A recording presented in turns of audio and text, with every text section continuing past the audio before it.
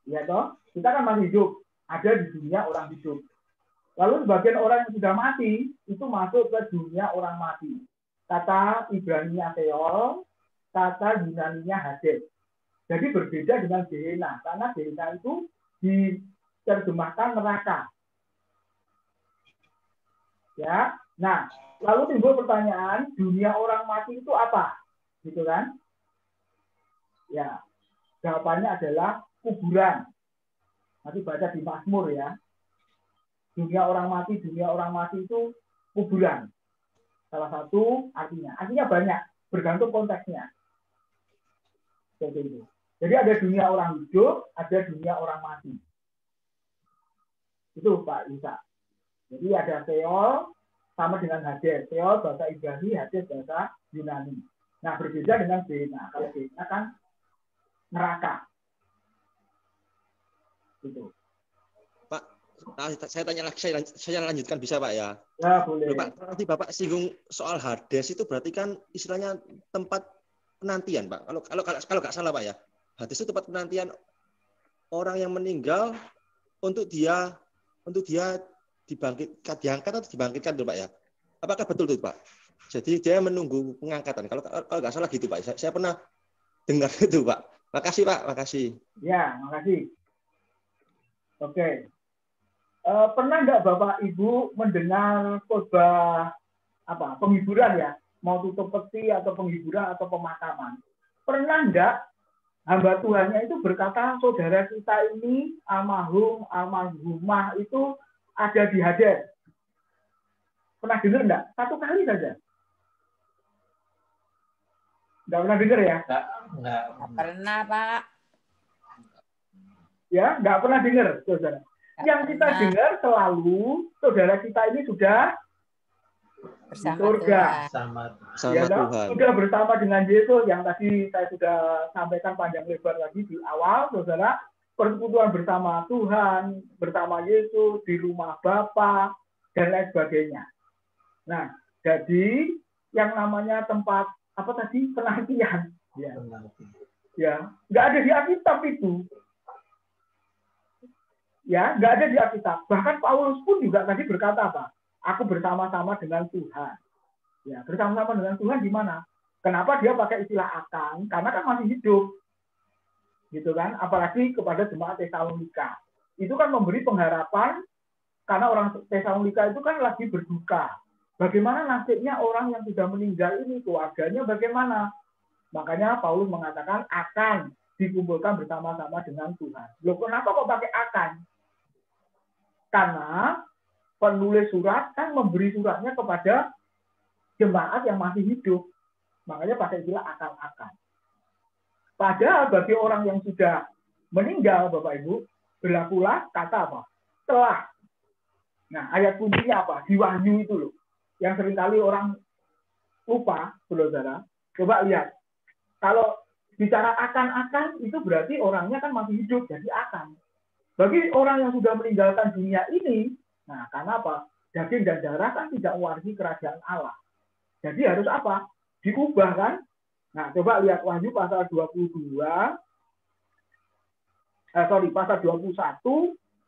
ayat yang ke-6. Nah, ini kuncinya sebenarnya. Wahyu 21 ayat yang ke-6. Dikatakan apa?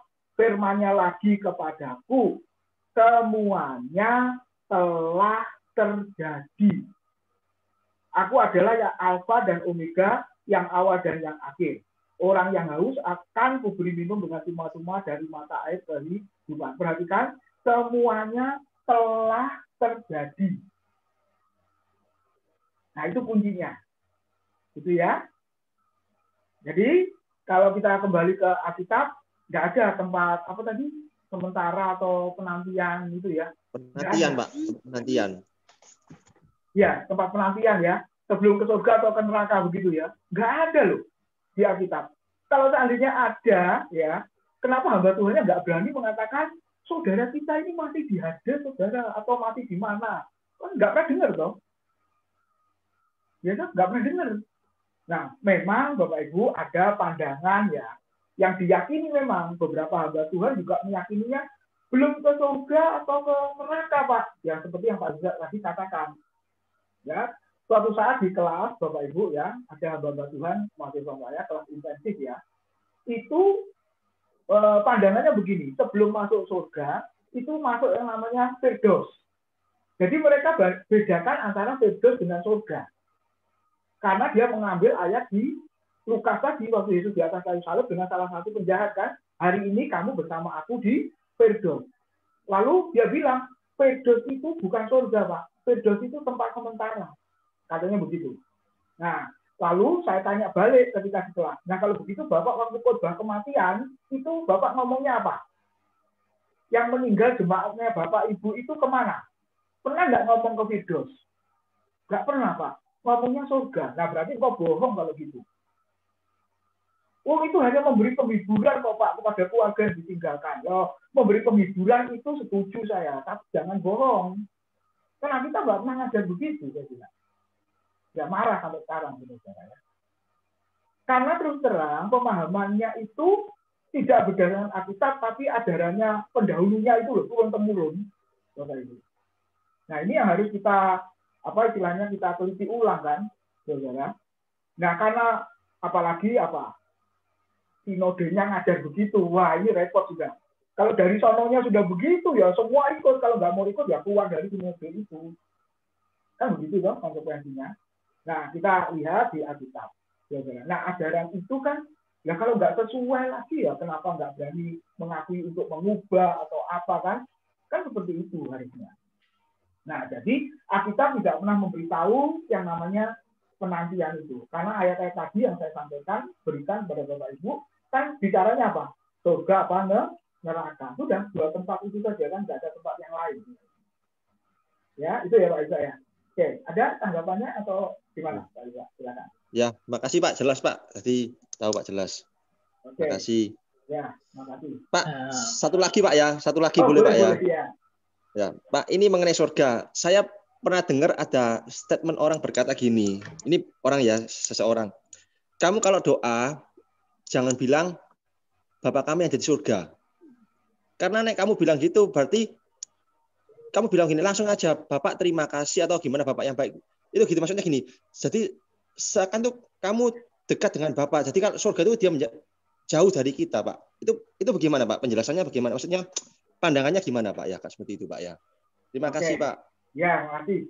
Nah, itu kan tadi Tuhan Yesus ditanya oleh murid-muridnya kan, Guru adalah kami berdoa. Lalu Tuhan Yesus menjawab, berdoalah demikian, Bapa kami yang ada di surga. Itu yang ngomong siapa? Tuhan Yesus. Ya kan? Nah, sekarang kalau yang ngajarin Tuhan Yesus, masa kita mau bantah, kita mau tolak. Satu. Terus yang kedua, memang istilah di surga, kalau menurut pemikiran kita memang rasanya jauh kan. Surga itu jauh sekali gitu. Padahal tempatnya juga nggak dijelaskan di Alkitab, di lokasi mana juga nggak dijelaskan, tapi kan ada. Ya, kalau ditanya lokasinya mana, nggak dijelaskan. Seperti yang kemarin ada yang tanya, neraka itu ada di bawah bumi. Bener toh, kalau saudara ngebor bumi itu ketemu neraka, kan nggak ada juga, saudara. Ya toh? Nah, jadi tempatnya masih misteri, tapi itu ada. Bapak Ibu saudara ya, tapi itu ada. Nah, jadi kalau kita lihat berpikirnya Bapak yang surga itu jauh, jangan lupa memang Allah itu jauh posisinya, tapi Allah itu juga dekat toh, transenden dan imanen kan. Nah, ini keunikan teologi Kristen. Alkitab mengajarkan Allah bukan hanya jauh, tapi Allah itu juga dekat. Seberapa dekat? Bukan dekat di samping kita, Bapak Ibu, tapi dekatnya apa? Di dalam kita. Ya, Allah Roh Kudus kan dikatakan apa? Aku akan curahkan rohku ke dalam kamu. Nah, jadi jauh, dia juga dekat. Nah, bukan seperti aku jauh, engkau jauh, aku dekat, engkau dekat ya. Jadi walaupun kita jauh, dia tetap dekat. Nah, dekatnya seberapa? Seberapa dekat? Ada di dalam hidup kita kok. Jadi kemanapun kita pergi pun ya sebenarnya Roh Kudus, Allah sendiri ya ada bersama dengan kita. Nah, gitu Pak. Jadi makanya kita memanggilnya kan Bapak. Gak usah jauh-jauh lah, contoh sederhana, anak ada di luar negeri, mana yang jauh sekali perjalanan, naik pesawat berapa jam gitu kan. Lalu orang tuanya ada di Surabaya, jauh kan? Jauh, tapi kan punya handphone. Jadinya dekat kan? Nah, dekat tuh, sangat dekat sekali sekarang. saudara. Ya, apalagi bisa video call, dekat sekali. Saudara juga yang ada di mana? Ada di Tulungagung, ada di Wamena, saudara, paling jauh Wamena loh, Bapak Ibu. Mungkin Pak Hermanto ada di Singapura itu sekarang ya, saudara. Atau yang Pak Nahum di Kediri, yang lain di mana lagi, saudara. Ada yang dari Solo, Pak Andreas. Rasanya jauh, ya jauh kalau soal jarak. Tapi ternyata ada fasilitas yang membuat kita dekat. Nah, ilustrasinya sederhananya seperti itu. Makanya kita memanggil Bapa, ya Tuhan Allah kita itu adalah Bapa kami. Seolah-olah jauh, tapi dia juga dekat. Nah, gitu Pak. Ya. Kalau mau jujur ya, dia posisi jauh sekali, tapi dekat. Ya, bahkan kita tidak mengungkapkan dengan kata-kata di mulut lidah kita pun, waktu kita bicara dalam hati kita, Roma pasal 8 ayat 26 mengatakan apa? Roh Kudus yang membantu kita dalam kelemahan kita dengan mengucapkan keluhan-keluhan yang tidak terucapkan. Terjemahan artinya perangan-perangan. Mungkin karena masalahnya sudah terlalu berat, tidak bisa ngomong dengan mulut, dengan kata-kata kita, tapi Roh Kudus intercessor ya, itu kata itu, terjemahan bahasa Inggrisnya, ya sebagai pengantara, menolong, kan jadi dekat itu. Nah, ini ada di Alkitab saja yang seperti itu ya. Jadi Roh Kudus bisa menolong kita. Ya, jadi satu sisi jauh, satu sisi juga sangat dekat.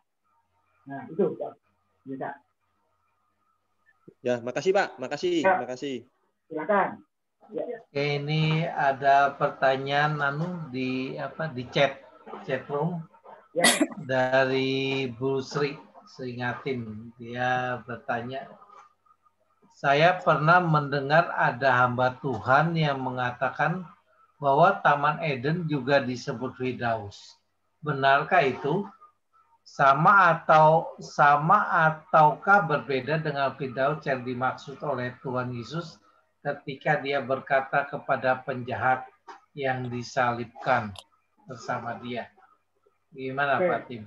Ya, terima kasih Bu Tri. Itu terjemahan lain mungkin ya. Terjemahan lain. Tapi sebenarnya Tuhan membentuk taman di Eden. Ya, ini terjemahan lain. Coba dicek ya nanti ya. Oke. Nah, waktu disebut Firdaus, ya memang itu versi siapa ya? Taman Eden, Taman Firdaus. Sebenarnya versi Saksi Yehova itu ya mengatakan Eden itu Firdaus ya. Ya. Nah, kalau mengaku Taman Eden sebelum jatuh, sebelum ada dosa,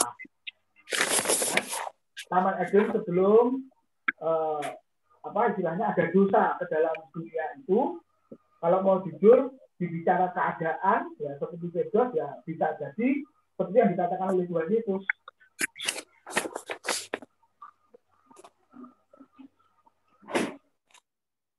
Ya, seperti yang dikatakan oleh Tuhan Yesus.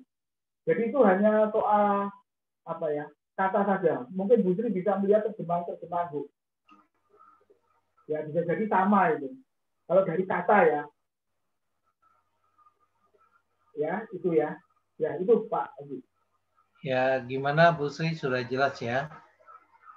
Nah, ini mungkin ada Bapak Ibu yang mau bertanya. Tadi saya lihat Pak Immanuel Hermanto sudah buka video. Mungkin Pak Immanuel mau bertanya. Silakan. Iya. Ya, selamat malam, Mbak Tim. Malam, Pak. Ya. Mau nambahin aja mungkin tadi yang pertama tentang tempat penantian yang katanya Pak Yusak, itu mungkin pengajaran Katolik ya. Di Katolik itu kalau orang mati tunggu di api penantian, api pencucian. Ya, karena itu orang Katolik masih percaya berdoa untuk orang mati, memintakan ampun orang yang mati. Ya. Kalau kita kan tidak percaya, mati ya sudah habis. Percaya Yesus masuk surga, nggak percaya ya sudah neraka ya. Nah itu pertama. Yang kedua tentang ya Firdaus ini sama surga Pak Tim tadi kan sama ya.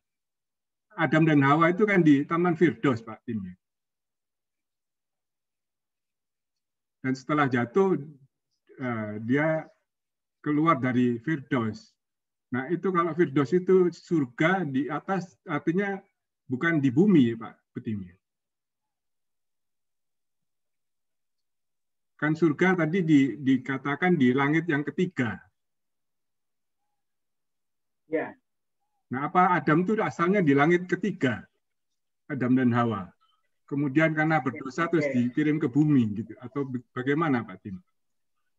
Ya, oke. Ya, oke, makasih. Ya, makasih. Ya, langsung Pak Haji ya. Langsung aja Pak Tim. Ya, oke. Ya, jadi Adam dan Hawa itu bukan di surga, tapi memang ketika diciptakan di bumi, Pak ya. Langsung di bumi.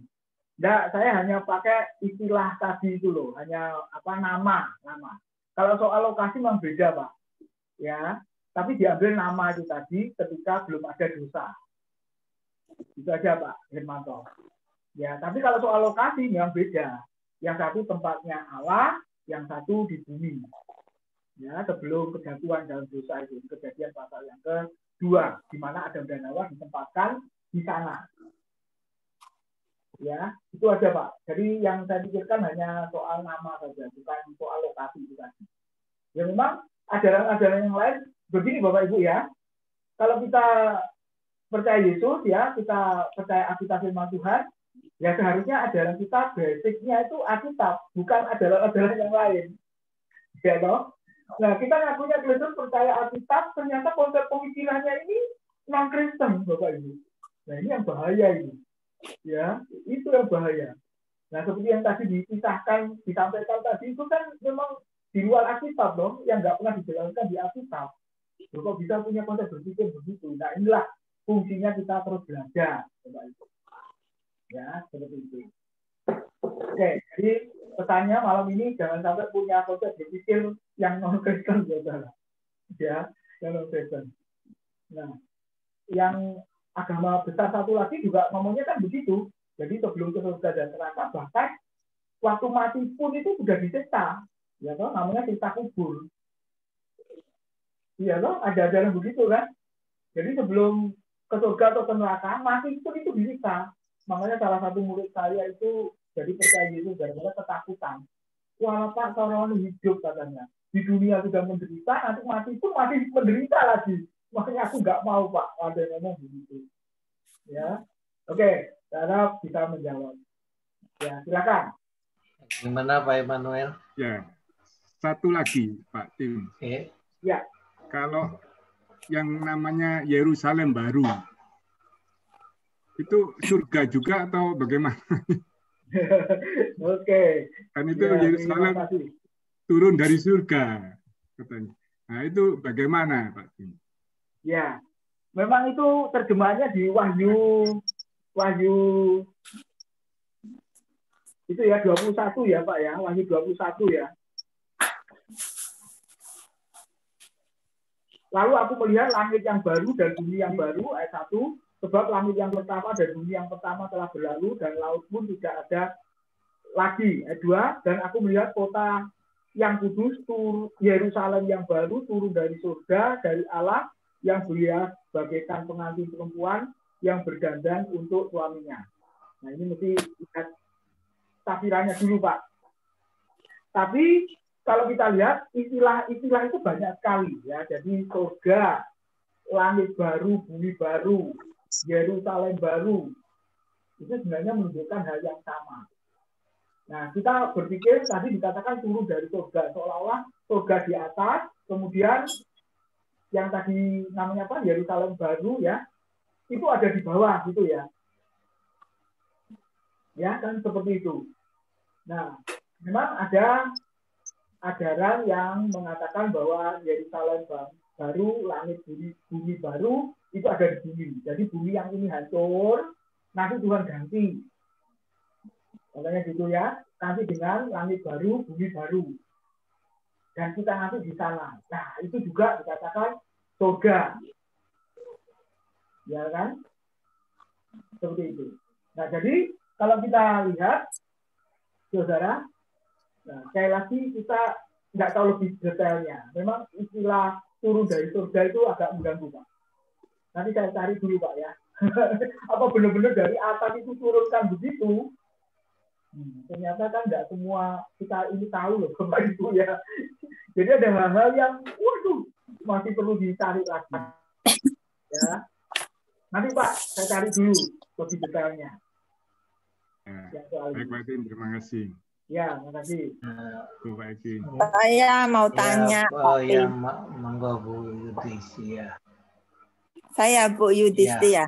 Oke. Pertama, aja, Bu. Ya, pertama gini, kan Wahyu yang tahu penulisan Wahyu kan Yohanes ya. Itu pada saat itu rasul-rasul lainnya kan sudah nggak ada ya. Jadi Rasul Yohanes yang tahu apa yang sudah dinubuatkan dan apa yang ada di baliknya yang lebih jauh.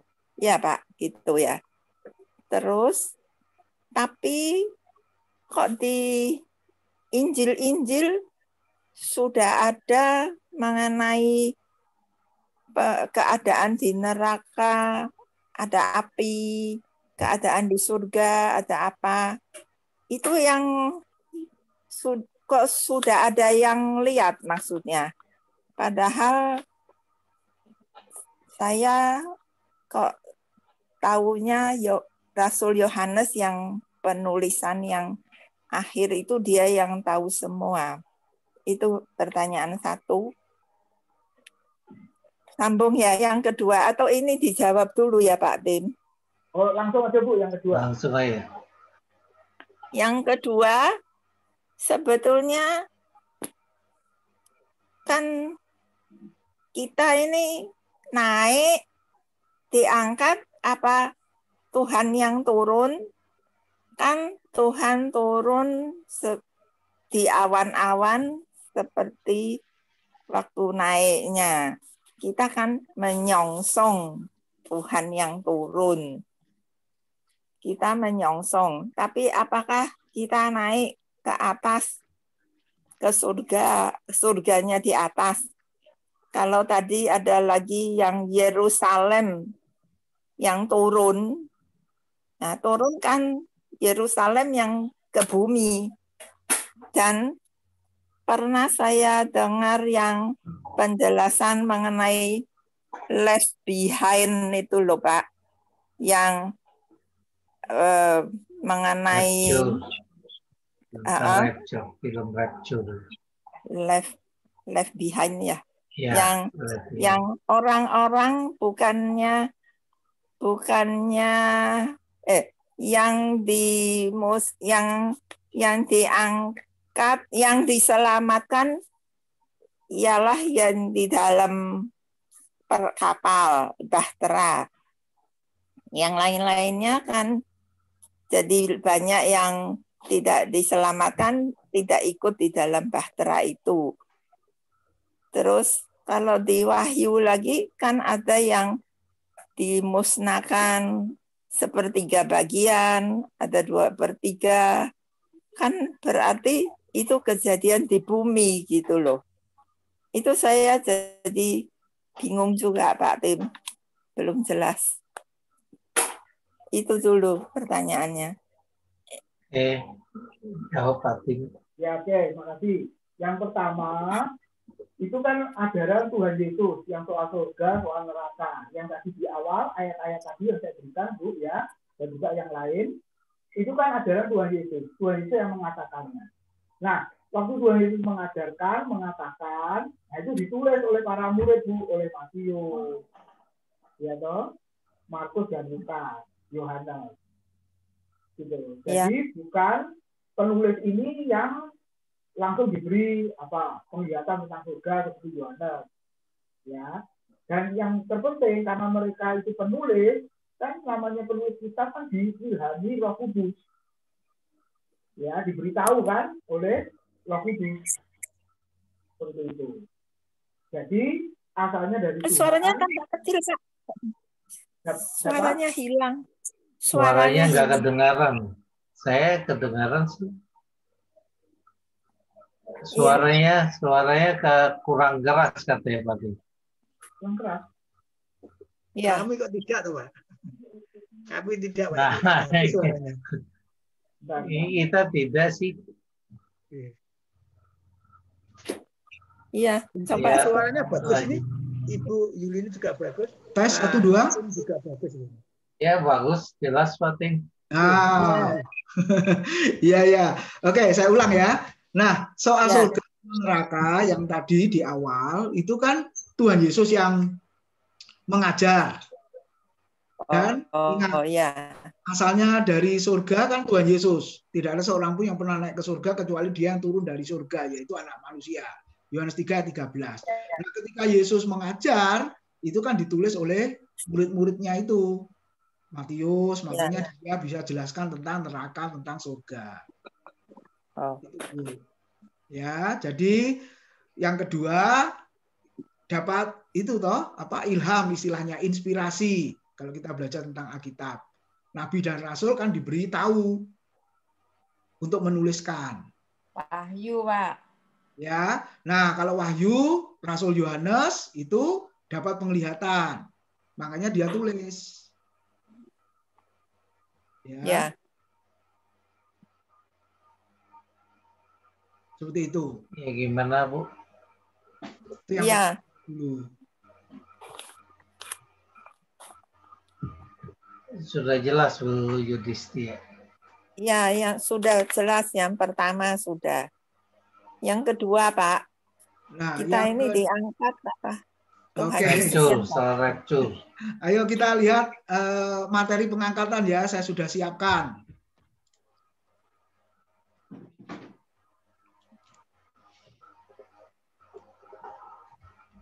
Ya, oke. Ayo kita lihat, masih ada waktu tentang pengangkatan. Saya menduga pasti ada yang tanya di sini, makanya saya siapkan materinya. Ya, oke. Nah, biasanya diambil dari 1 Tesalonika 4 ayat 17. Bunyinya seperti ini ya. Sesudah itu kita yang hidup, yang masih tinggal, akan diangkat bersama-sama dengan mereka dalam awan menyongsong Tuhan di angkasa. Demikianlah kita akan selama-lamanya bersama-sama dengan Tuhan. Bandingkan dengan ayat sebelumnya, 1 Tesalonika 4 ya. Ayat berikutnya itu ya, Bapak Ibu ya, bisa dilihat di situ ayat 14. Karena jikalau kita percaya bahwa Yesus telah mati dan telah bangkit, maka kita percaya juga bahwa mereka yang telah meninggal dalam Yesus akan dikumpulkan Allah bersama-sama dengan Dia. Lalu kata diangkat. Nah, ini kata Yunaninya harpagesometa. Dari kata dasarnya harpaso, 14 kali tertulis di Alkitab. Artinya apa? Merampas, mengambil dengan tiba-tiba atau dengan kekuatan, menyerang, menerkam, atau menguasai. Jadi tidak ada arti diangkat ya. Yang ada adalah dirampas, diambil. Nah, ini secara literalnya dulu, Bapak Ibu. Nah, itu. Ya. Muncul 14 kali, ini ayat-ayatnya. Saya ambil di interlinear ya, Bapak Ibu ya. Nah, ini artinya merampas, mengambil ini. Ya.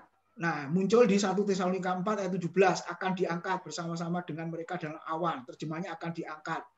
Tapi bisa juga ini artinya banyak ini, merebut, melarikan, mengambil, Bapak Ibu ya, merampas, menguasai. Nah, itu arti secara literalnya seperti itu.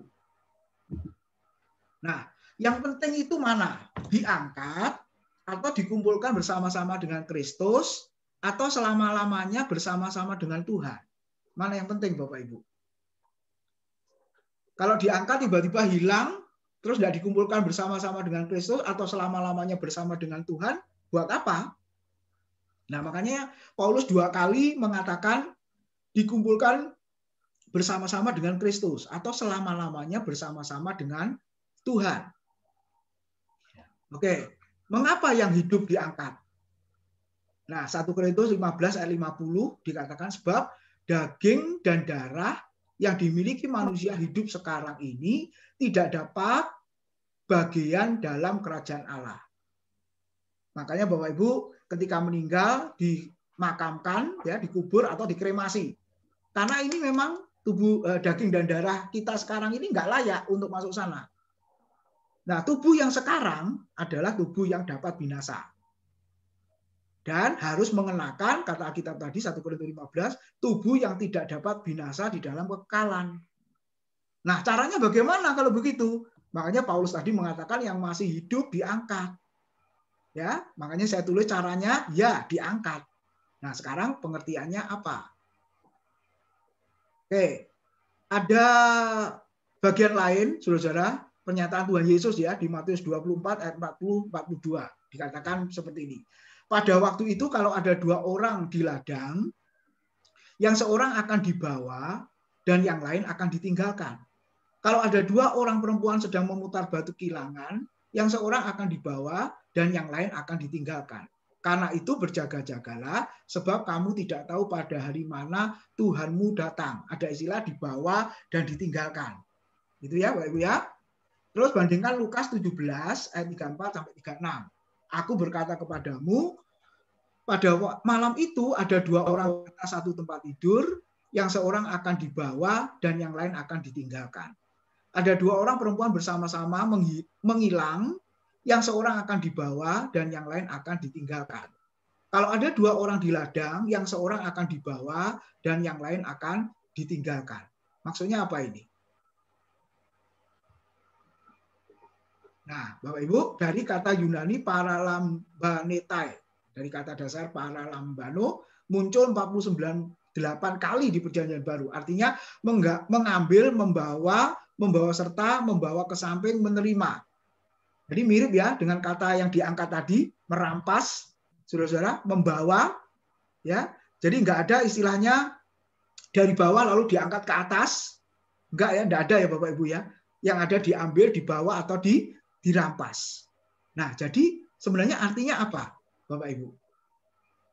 Nah, kata ditinggalkan di situ kata Yunaninya apietai ya. Dari kata dasar apiemi muncul 143 kali dalam Perjanjian Baru. Artinya menyuruh pergi, membiarkan, meninggalkan, bisa mengampuni, menghapuskan, menyerahkan, menceraikan. Jadi istilahnya apa? Benar-benar tidak ikut terbawa gitu Bapak Ibu ya. Artinya, jadi tinggal. Yang tadi dibawa, yang ini tinggal. Nah, jadi maksudnya Lukas 17 ayat 37. Itu masih ada hubungannya secara konteksnya. Bunyinya begini. Kata mereka, murid-murid Tuhan kepada Yesus, di mana Tuhan? Kata Yesus kepada mereka, di mana ada mayat, di situ berkerumun burung nasar. Jadi artinya apa, Bapak Ibu? Tadi ada 2 orang yang bekerja.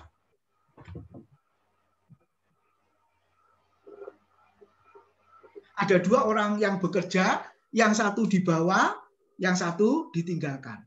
Lalu ada 2 orang yang tidur dalam satu tempat tidur, yang satu dibawa, yang satu ditinggalkan. 2 orang mengilang batu kilangan, yang satu dibawa, yang satu ditinggalkan. Artinya apa ini Bapak Ibu? Yesus menyinggung di mana ada mayat, di situ berkerumun burung nasar. Jadi artinya apa? Salah satu mati duluan. Coba 2 orang yang bekerja tadi, artinya apa? Rekan sekerja.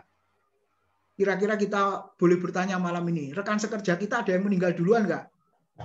Waduh, ada beberapa nih kena COVID ini. Mungkin begitu ya. Terus 2 orang tidur bersama, artinya apa? Suami istri kan? Salah satu dibawa, yang satu ditinggal. Artinya apa? Salah satu meninggal duluan. Benar ya, Ibu Bapak ya? Nah, jadi itu artinya. Nah, kalau dihubungkan dengan 1 Tesalonika tadi, ya diangkat, berarti apa, saudara? Coba kita lihat ayat ini lagi. Ada hubungannya dengan Matius 24 ayat 30-31. Pada waktu itu akan tampak tanda anak manusia di langit, persis ya, seperti 1 Tesalonika pasal 4 ayat 17 tadi, dan semua bangsa di bumi akan meratap, dan mereka akan melihat anak manusia itu datang di atas awan-awan di langit, dengan segala kekuasaan dan kemuliaannya. Dan ia akan menyuruh keluar malaikat-malaikatnya dengan meniup sangkakala yang dahsyat bunyinya, dan mereka akan mengumpulkan orang-orang pilihannya dari keempat penjuru bumi, dari ujung langit yang satu ke ujung langit yang lain. Kita bandingkan kembali ke 1 Tesalonika 4 ayat 16-17. Sebab pada waktu tanda diberi, yaitu pada waktu penghulu malaikat berseru dan sangkakala Allah berbunyi, maka Tuhan sendiri akan turun dari surga, dan mereka yang mati dalam Kristus akan lebih dahulu bangkit. Sesudah itu, kita yang hidup, yang masih tinggal, akan diangkat bersama-sama dengan mereka dalam awan menyongsong Tuhan di angkasa. Demikianlah kita akan selama-lamanya bersama-sama dengan Tuhan. Jadi artinya apa, Bapak Ibu? Sebelum menjawab, kita diingatkan beberapa peristiwa. Henok, Kejadian 5 ayat 22-24, dikatakan apa? Diangkat ke surga, betul ya? Hidup bergaul dengan Allah selama 300 tahun, setelah itu tidak ada lagi. Elia juga. 2 Raja-Raja 23 ayat 10-11 juga diangkat. Ya. Kalau Yesus Kristus bukan diangkat tapi terangkat. Beda kan? Kalau Henok sama Elia diangkat. Jadi oleh kuasa di luar dirinya. Tapi kalau Yesus terangkat. Karena dia Allah, dia bisa mengangkat dirinya sendiri. Lalu Paulus, nah ini dapat penglihatan sebenarnya. Dibawa ke langit yang ke-3, 2 Korintus 12 ayat 1 dan 4. Nah, jadi apa artinya pengangkatan? Ya tadi, pada saat itu tubuh jasmaninya diubah dalam sekejap dengan tubuh yang tidak dapat binasa. Itu artinya. Seperti di 1 Korintus pasal 15 tadi. Ya, jadi bukan dari bawah lalu diangkat naik, bukan. Ya, tapi artinya di situ adalah yang masih hidup, ya, tubuh jasmani, daging dan darah yang tidak mewarisi kerajaan Allah itu diubah dalam sekejap saat itu dengan tubuh yang tidak dapat binasa sehingga layak bertemu dengan Tuhan di surga. Dan jangan lupa, Bapak Ibu, 1 Tesalonika pasal 4 tadi ada 3 peristiwa yang bersamaan. Apa peristiwanya? Yang pertama, istilah kita tadi pengangkatan, artinya itu diubah dalam sekejap. Makanya supaya jangan terjebak dengan istilah pengangkatan, kita ubah aja ayat itu ya. Jadi yang masih hidup diubah dalam sekejap dengan tubuh yang tidak dapat binasa. Itu aja supaya jangan bingung. Terus ada 2 peristiwa apa yang bersamaan terjadi? Kebangkitan tubuh, karena di situ digambarkan tentang kubur-kubur yang terbuka dan kedatangan anak manusia. Jadi kalau orang sekarang berkata pengangkatan sudah sangat dekat, itu bukan peristiwa tunggal harusnya. 3 peristiwa yang bersamaan. Nah, itu arti yang pertama. Nah, yang kedua, saudara, peristiwa pengangkatan ini sebenarnya adalah peralihan dari dunia. Nah, ini digambarkan ya, dunia di bawah, lalu ke atas, ke surga. Peralihan. Nah, jadi apakah arti pengangkatan dalam pandangan Paulus ini? Jawabannya adalah meninggalkan dunia ini. Yang masih hidup tadi diubah, atau saudara kita yang sudah mendahului kita itu melalui kematian. Ya, nah jadi maafkan kalau ini satu lagi, 1 Korintus 15, 51 sampai 57 saya baca tadi ya, yang tadi ringkasannya dalam waktu cepat. Sesungguhnya aku menyatakan kepadamu suatu rahasia, kita tidak akan mati semuanya, tetapi kita semuanya akan diubah. Nah ini jawabannya. Diubah dalam sekejap. Pada waktu bunyi nafiri yang terakhir, persis kan kejadiannya di 1 Tesalonika pasal 4. Sebab nafiri akan berbunyi dan orang-orang mati akan dibangkitkan, kebangkitan tubuh, dalam keadaan yang tidak dapat binasa, dan kita semua akan diubah. Karena yang dapat binasa ini harus mengenakan yang tidak dapat binasa, dan yang dapat mati ini harus mengenakan yang tidak dapat mati. Dan sesudah yang dapat binasa ini mengenakan yang tidak dapat binasa, dan yang dapat mati ini mengenakan yang tidak dapat mati, maka akan genaplah firman Tuhan yang tertulis, maut telah ditelan dalam kemenangan. Hei maut, di manakah kemenanganmu? Hei maut, di manakah sengatmu? Sengat maut ialah dosa dan kuasa dosa ialah hukum Taurat. Tetapi syukur pada Allah yang telah memberikan pada kita kemenangan oleh Yesus Kristus Tuhan kita. Jadi kita bersyukur yang sudah percaya kepada Tuhan, saudara kita yang mendahulu kita itu ya sudah diangkat istilahnya, saudara. Ya sudah dibawa tadi itu.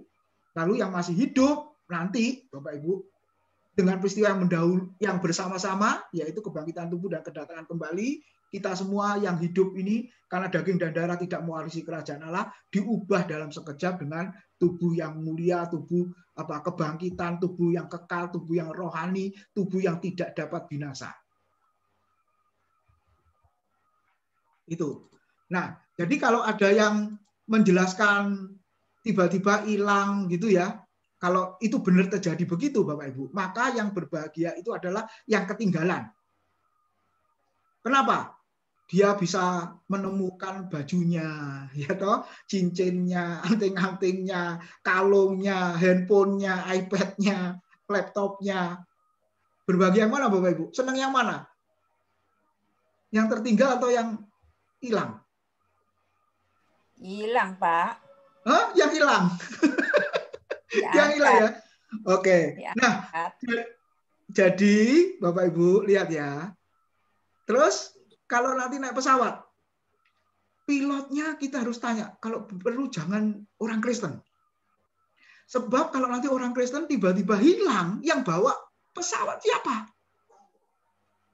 Ya toh Bapak Ibu. Di film Lepengin itu gitu. Nah, makanya banyak pesawat jatuh, mobil kecelakaan. Jadi Bapak Ibu, maaf ya, ajaran pengangkatan yang seperti itu, yang hilang, bukan berdasarkan Alkitab, tapi berdasarkan film Last Behind itu tadi. Behind. Ya. Jadi ajarannya itu dibangun berdasarkan komik Bapak Ibu. Komik itu, film, bukan kebenaran Alkitab. Amin, Bapak Ibu Saudara. Ya, jadi itu ya. Jadi arti pengangkatan yang sesungguhnya itu bukan hilang begitu. Apalagi ada videonya. Sekarang hilangnya itu saya pernah nonton itu yang kedua ya. Kalau yang pertama kan semua hilang, bajunya ketinggalan, ya toh, handphone, sepatunya ketinggalan, cincin ketinggalan. Tapi ada versi berikutnya lagi, Bapak Ibu. Yang hilang itu semuanya. Jadi baju, cincin, Alkitab, handphone, arloji, Rolex, itu semua hilang. Jadi kasihan yang ketinggal, nggak bisa jadi pemulung, Bapak Ibu. Loh, ini kok beda-beda ini versinya ya. Nah, itu loh, Bapak Ibu. Jadi maafkan, itu bukan ajaran Alkitab, tapi berdasarkan komik atau film itu tadi, Bapak Ibu. Jadi itu Bu Yudhistia. Jadi apa arti diangkat di situ? Diubah dalam sekejap yang masih hidup supaya berlayak masuk di dalam kerajaan surga. Itu ya, jadi bukan hilang-hilang, Bapak Ibu. Ya, silakan. Sudah 8:30. Mau diakhiri atau ada lagi yang mau tanya? Kalau tidak ada yang bertanya, kita akan mengakhiri karena sudah 8:30 Kita akan tutup pelajaran kita malam hari ini. Nanti saya minta Pak Bambang bisa berdoa untuk menutup kita, memimpin kita dalam doa penutup.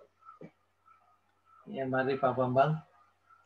Setelah itu kita foto bersama ya Bapak Ibu. Ya, Pak Agi. Iya, bisa pimpin kita dalam doa penutup.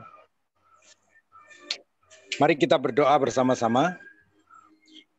Bapa dalam surga, terima kasih untuk waktu yang Tuhan sediakan bagi kami pada malam hari ini.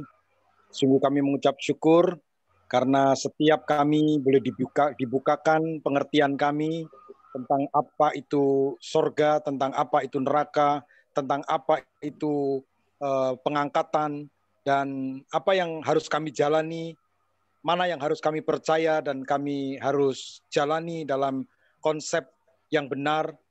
Maka kami harus kembali kepada bagaimana Alkitab berbicara, bagaimana Alkitab mengatakan tentang semua hal itu.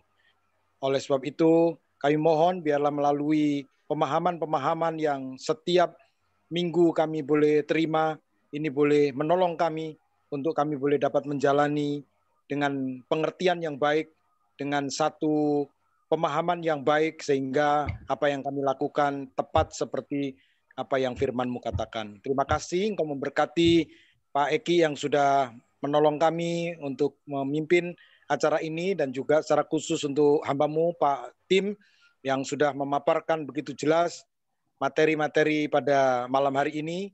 Kiranya Tuhan sendiri yang terus boleh memberkati hamba-hamba-Mu supaya setiap anak-anak-Mu dan setiap kami boleh diberkati melalui pelayanan Berea Ministry ini. Terima kasih Tuhan, kami mengucap syukur dan kami serahkan sepanjang malam hari ini dalam peristirahatan kami juga Tuhan memberkati anak-anak-Mu yang ada dimanapun mereka berada di dalam pergumulan dan setiap seruan doa yang dinaikkan di dalam pergumulan masing-masing kiranya Tuhan yang menyertai dan Tuhan yang memberkati.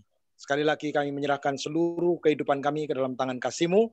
Kami naikkan doa kami demi nama Putra-Mu yang tunggal Tuhan kami Yesus Kristus. Haleluya. Amin.